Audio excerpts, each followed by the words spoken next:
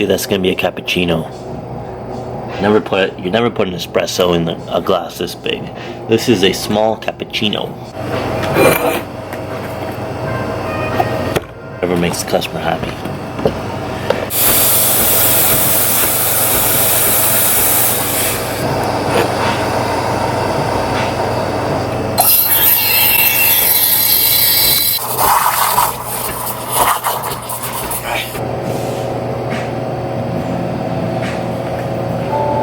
What's up, guys? I'm here alone at the store this morning. Felicia went to her day job.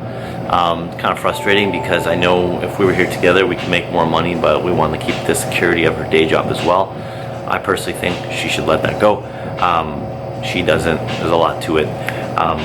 Yeah, it's actually pretty busy. Every time I'm alone here it gets busy, and where we lack with needing two people here, even on a weekday, is people will buy things and I can't replenish them because my cooler, if you've ever watched my other videos, is probably like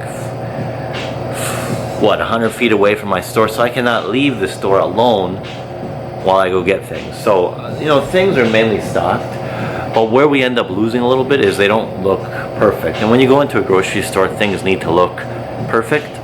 So yeah, by the way, if you're new here and you have no idea what I'm talking about, me and Felicia opened this store. Felicia's my wife, about two and a half years ago now. Things are going pretty good. There's always growing pains, but they're going pretty good, and we really appreciate all of our viewers. So if you are here and you've been watching us, please hit that like button down below. It really helps support this small business and this channel with more engagement.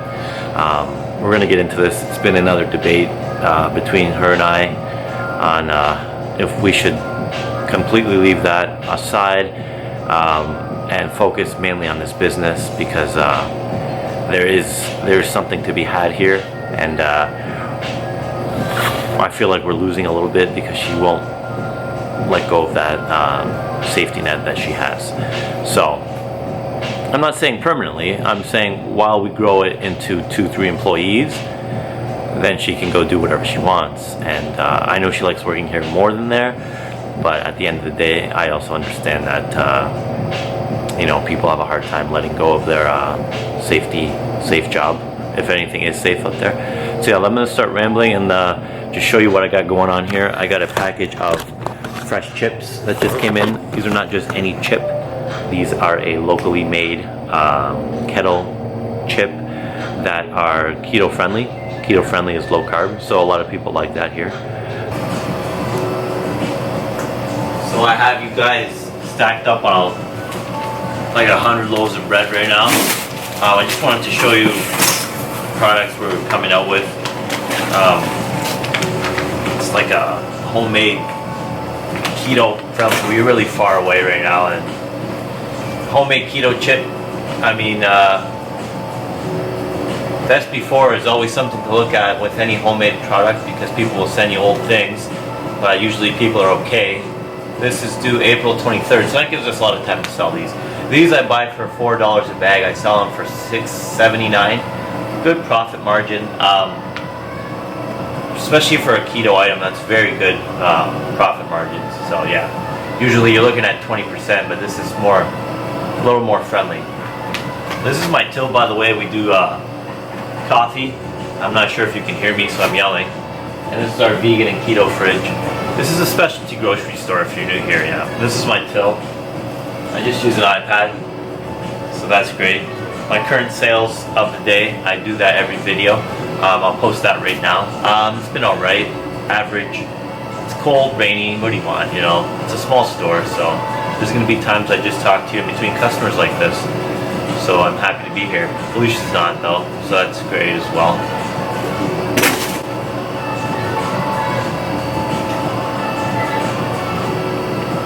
Going to show you that's my tripod, so that's amazing as well. It's 2 for $3 though. That's a pretty good price for a small store, right? That's usually what you get at the discount stores, but not here. You get good prices here. Okay, if you're new here, this is the whole store. 1,600 square feet, ran by 2 owners, owner operated, with 2 part-timers. So yeah, it's a building process. If you ever open up a retail store, know that you're going to start shitty and get less shitty as you go on.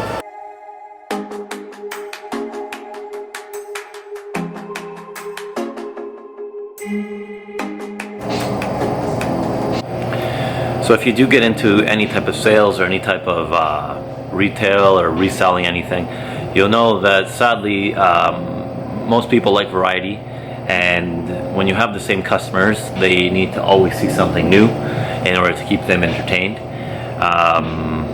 Yeah, so you can't always have the same inventory in a small store like this. It's got to be rotating constantly. You want to keep your staples and the things that people like, but as soon as you see things that you're throwing away, it's probably best not to get them again, because they just don't sell and they're costing you money. And when you start throwing away too much money, the mistakes start showing up in your bank account. So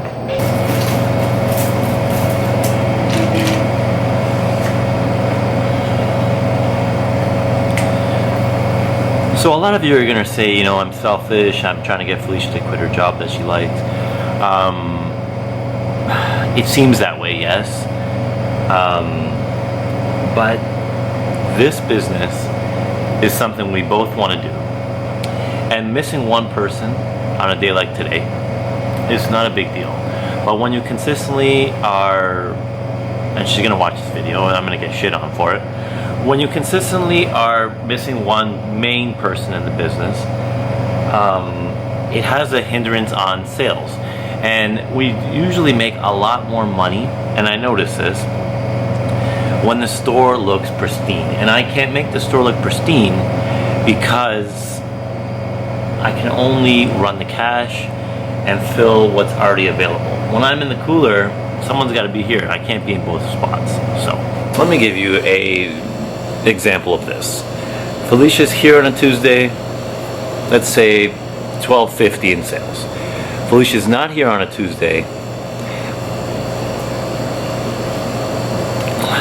$1,100 in sales.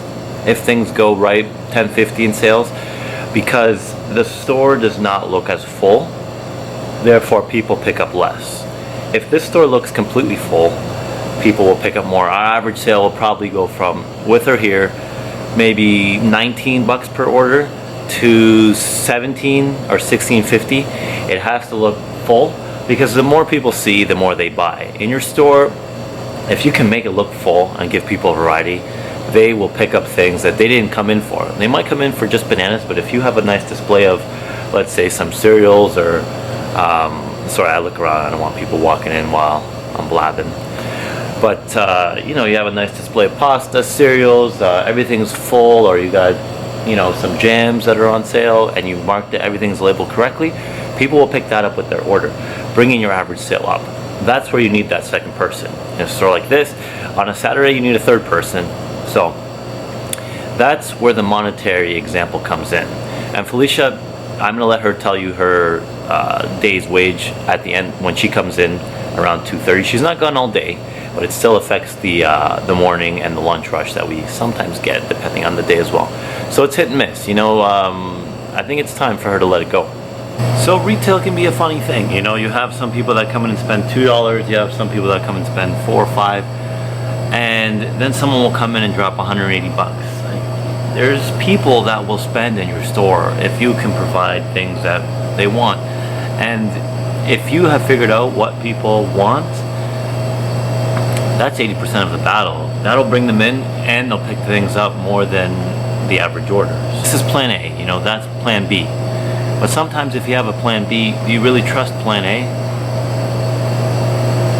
I know there's a safety net needed and we can manage, but hiring someone to replace her is counterproductive because they wouldn't do exactly what she does. They will never care as much as she does, and you know, she doesn't make that much more than I have to pay someone here with all the, you know, EI and the taxes and the workers' comp, and they're not as reliable, right? So it's another headache. And you know, my current sales are great right now. I'm gonna put that right there. There's a lot of people like following that.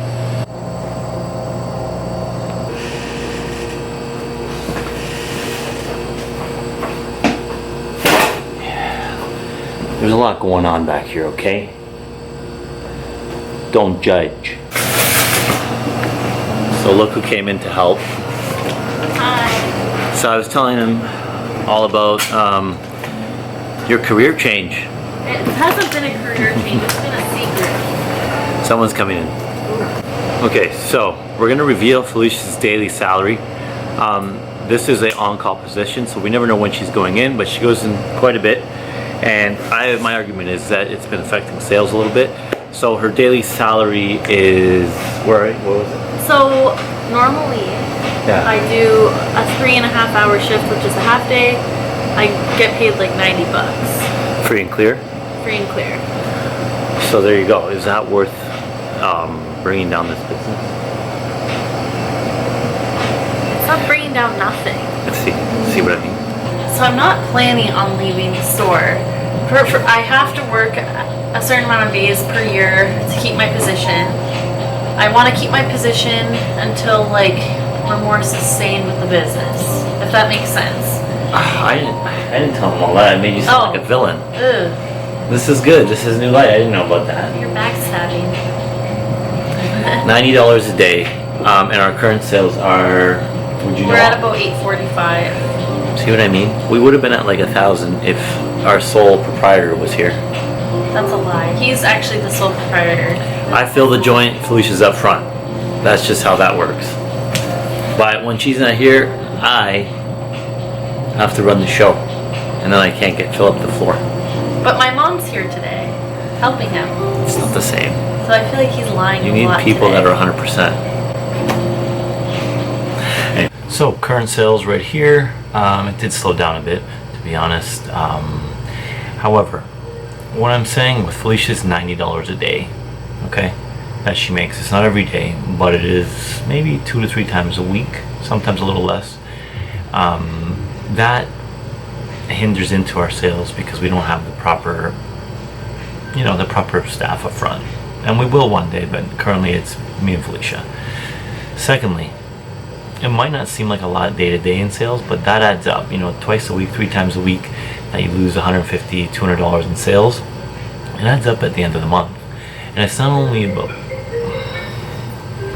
Excuse me, I'm busy.